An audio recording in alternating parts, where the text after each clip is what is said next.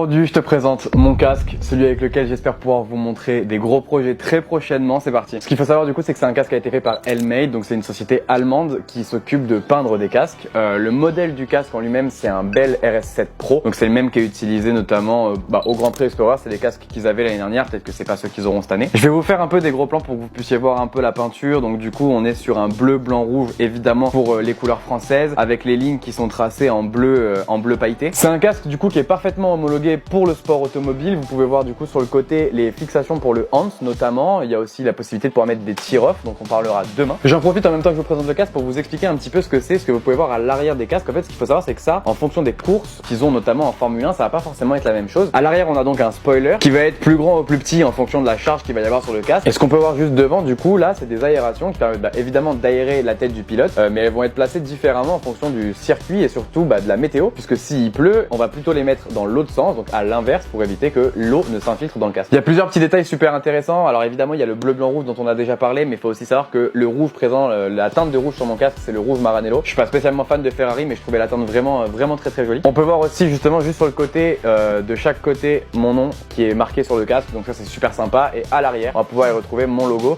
que vous avez très rarement vu sur TikTok, mais qui existe, qui est là et qui sera amené à être présent de plus en plus souvent à mesure que les gros projets arrivent. Voilà, c'était mon casque. Dis-moi ce que t'en penses en commentaire et surtout abonne-toi pour pas louper les gros projets et je vais enfin pouvoir le porter sur une piste.